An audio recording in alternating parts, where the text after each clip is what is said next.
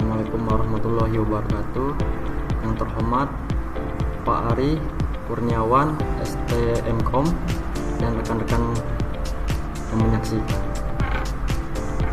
Kelompok saya ingin menjelaskan PPT presentasi pengulangan perencanaan sistem kontrol pneumatik pada lini water treatment plant WTF. Kelompok 1 terdiri dari Fahrian Eka Saputra, Andi Cahya Ramadan, Tommy Ija Mahendra, Haikal Nuryanjah, Pramudia Wisnu Pratama. Prinsip kerja sistem pneumatik. Rangkaian sistem pneumatik pada water treatment. Ini adalah rangkaian 1, 2, dan 3 menggunakan kompresor dilanjutkan dengan air service unit, ditambah katup 3/2, disambung ke katup OR, dari katup OR disambung ke katup 5/2, dari katup 5/2 disambung ke one way, dari one way disambung ke silinder. Untuk rangkaian kedua juga sama, dan rangkaian ketiga ini hanya menggunakan satu tombol yang berada di katup 5/2. Kerja sistem pneumatik pada water treatment plant. 1. Kompresor sebagai sumber energi. 2. Air service unit sebagai penyaring atau filter untuk memisahkan antara air dan udara. 3. Katup 3/2 sebagai kontrol pada jarak jauh dan dekat. 4. Katup OR sebagai penyambung 2 katup 3/2. 5. Katup 5/2 sebagai sistem keluar masuknya udara.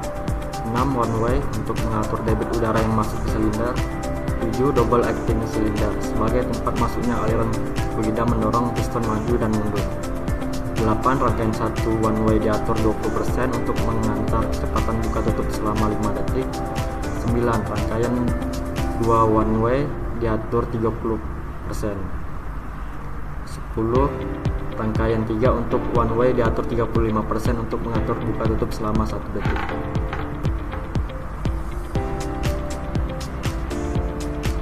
Untuk diagram skematik sistem kontrol pneumatik pada lini water treatment akan dilanjutkan oleh Wisnu.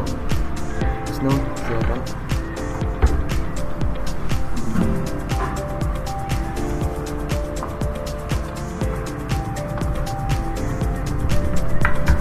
Ya, baik, sini saya akan melanjutkan presentasi yaitu diagram skematik sistem kontrol pneumatik pada lini water treatment plant.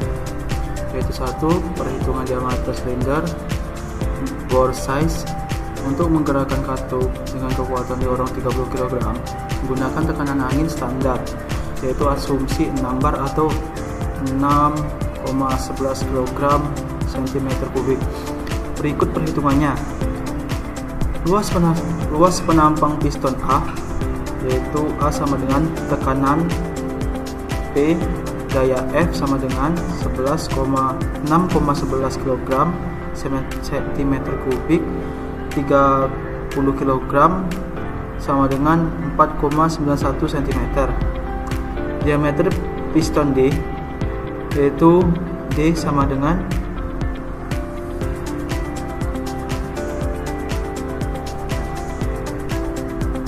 4 kali A sama dengan 3,11 kali 4,91 sama dengan 2,5 cm atau 25 mm.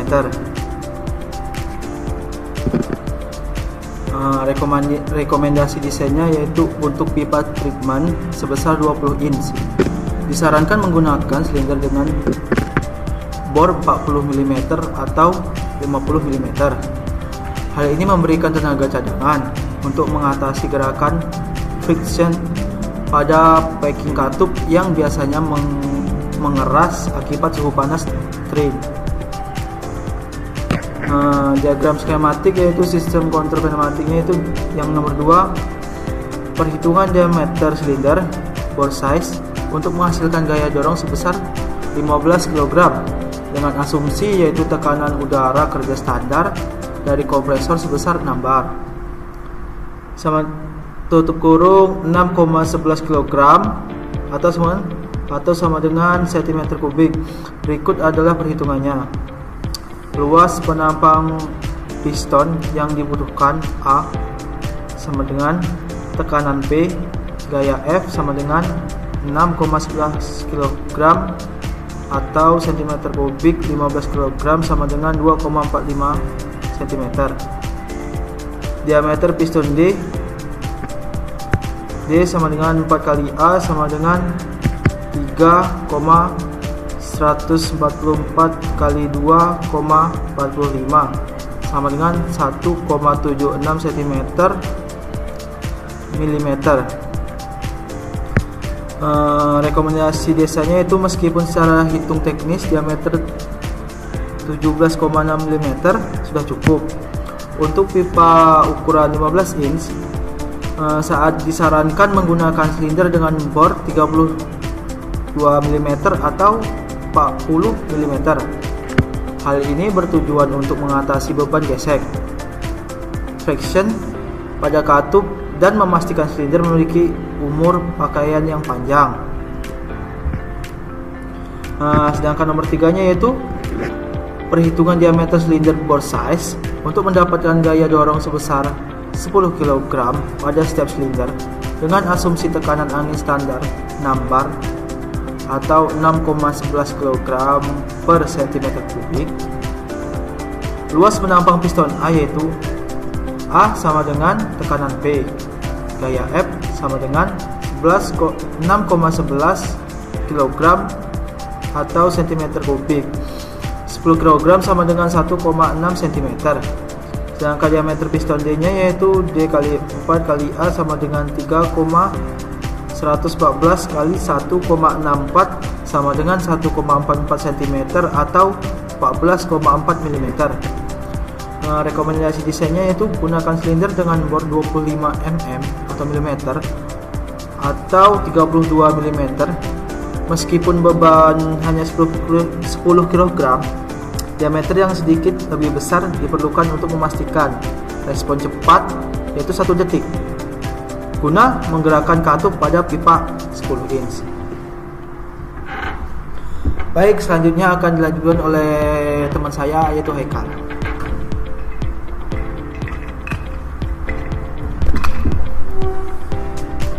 Baik, di sini saya akan melanjutkan presentasi dari rekan saya. Oke, di sini saya akan menjelaskan sistem kontrol pneumatik pada cleaning water treatment.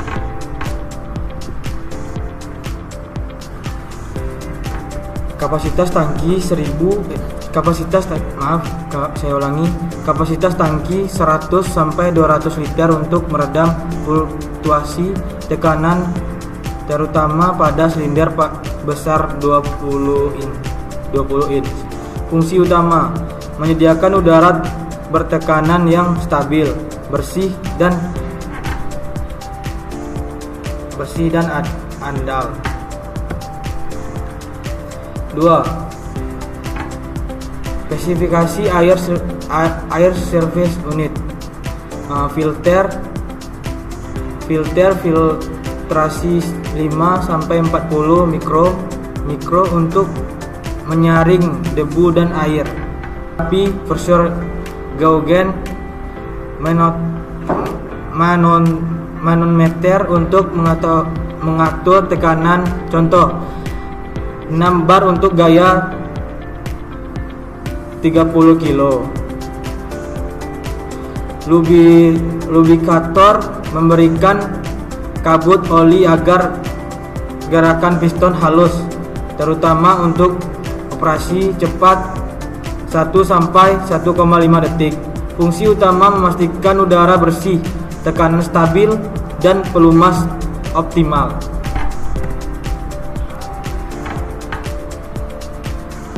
Spesifikasi flow control valve.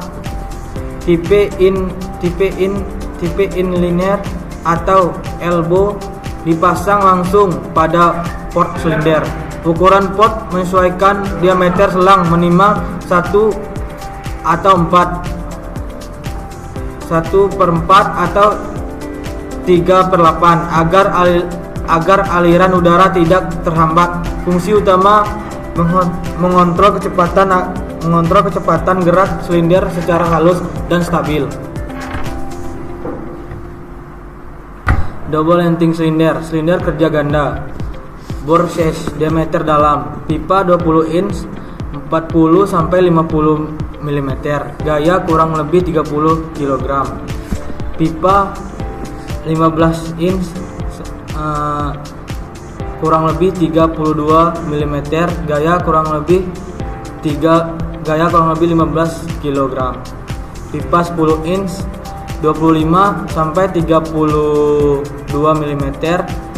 Gaya kurang lebih 10 kg.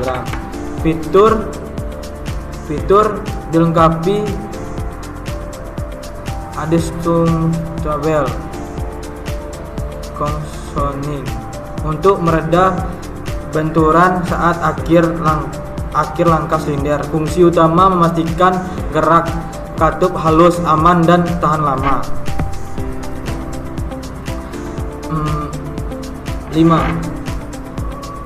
Katup 5/2. Katup 5/2 sistem 1 dan 2 menggunakan katup 5/2 untuk operasi jarak jauh dan mampu mengunci posisi tekanan akutator.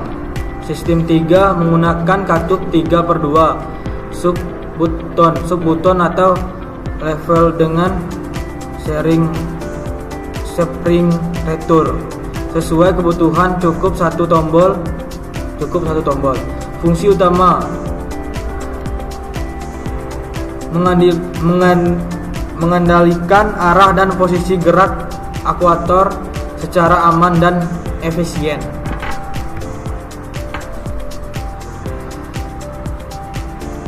3/2 push button.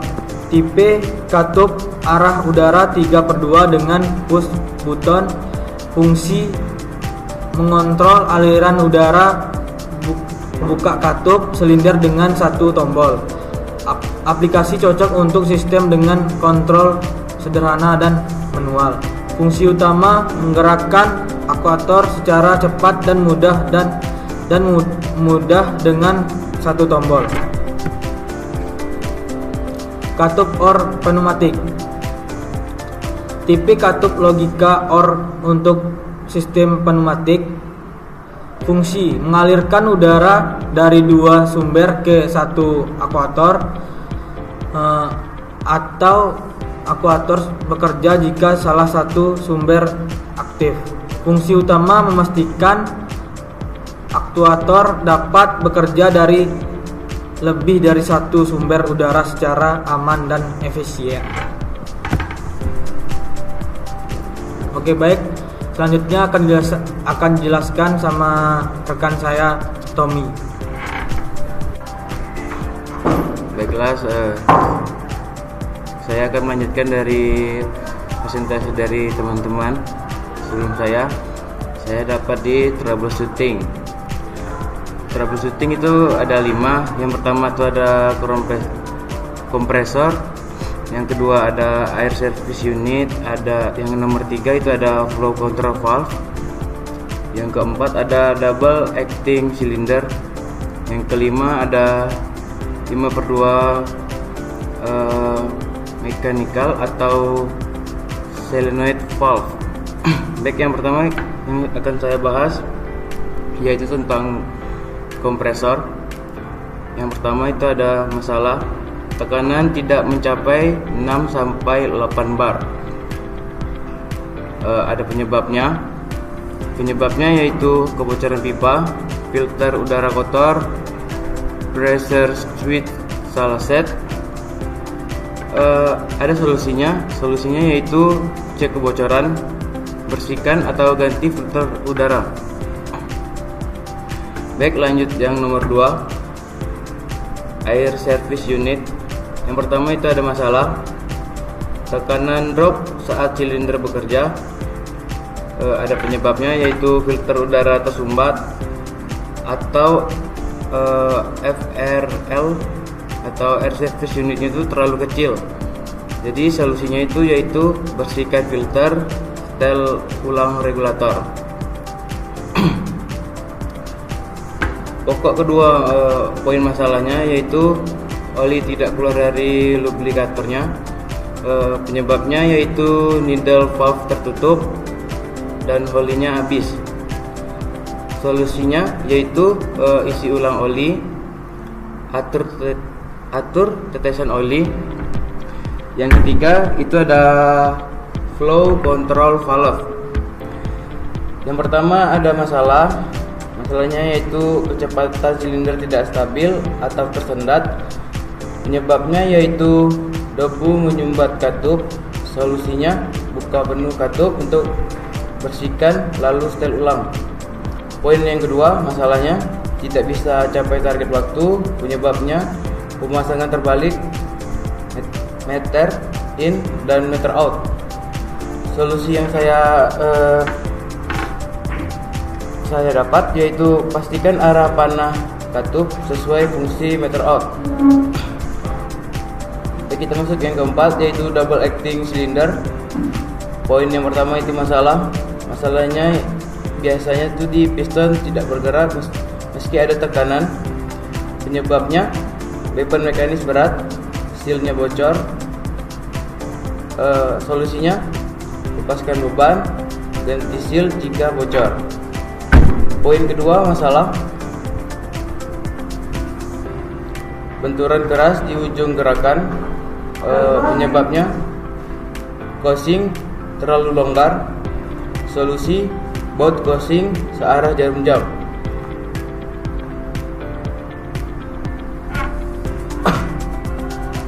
Selanjutnya ada solenoid valve. Yang pertama itu ada masalah udara terus membuang di exhaust. Penyebabnya kotoran di spool katup atau seal bocor. Solusinya bersihkan katup lalu cek bocoran lagi. Poin yang kedua masalah katup tidak berpindah posisi. Penyebab tekanan udara masuk kurang di bawah 2 sampai 3 bar. Solusinya yaitu pastikan tekanan udara cukup. Baik, itu saja dari saya. Saya lanjutkan ke teman saya.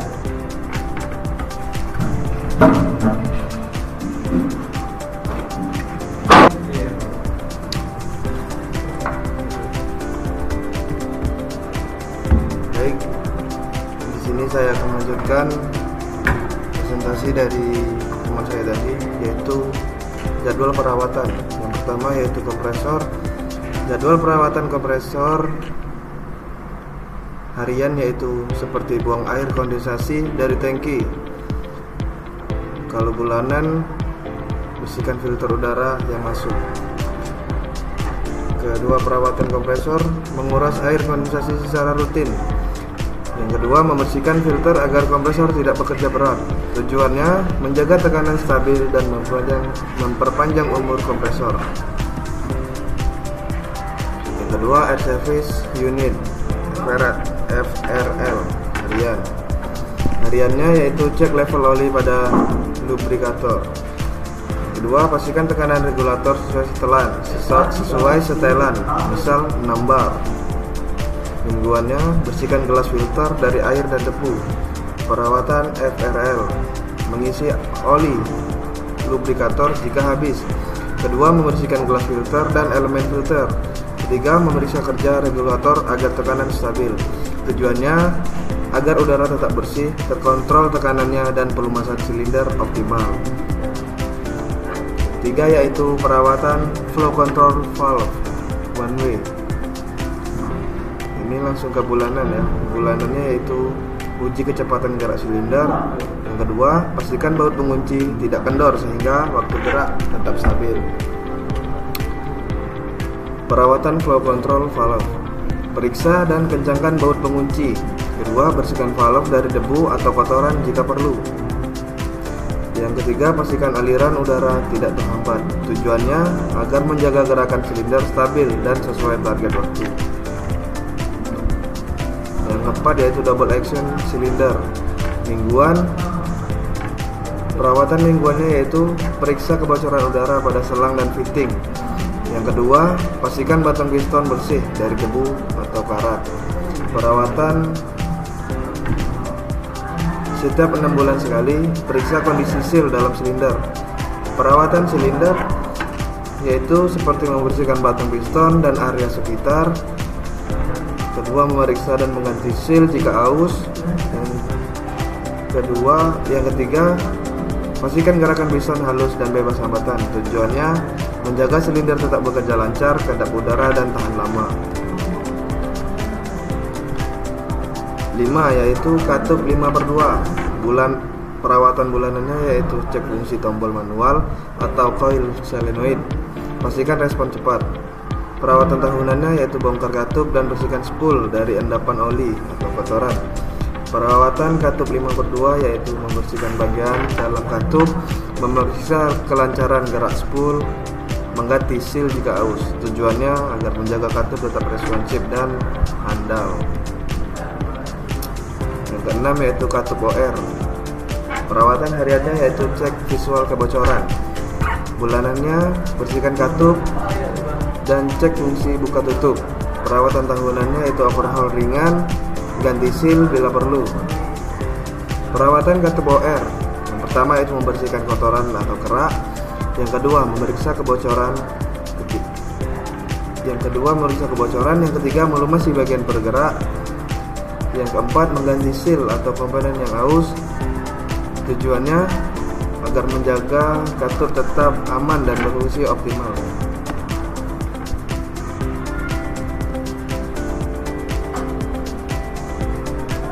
Yang ketujuh yaitu katup 3/2. Perawatan hariannya yaitu seperti cek fungsi tekan dan lepas. Pastikan tidak macet. Perawatan bulanannya, bersihkan katup dan cek kebocoran. Perawatan tahunan, overhaul ringan, ganti seal jika aus. Perawatan katup 3/2 push button. Yang pertama yaitu membersihkan debu dan kotoran. Yang kedua, memeriksa kebocoran udara.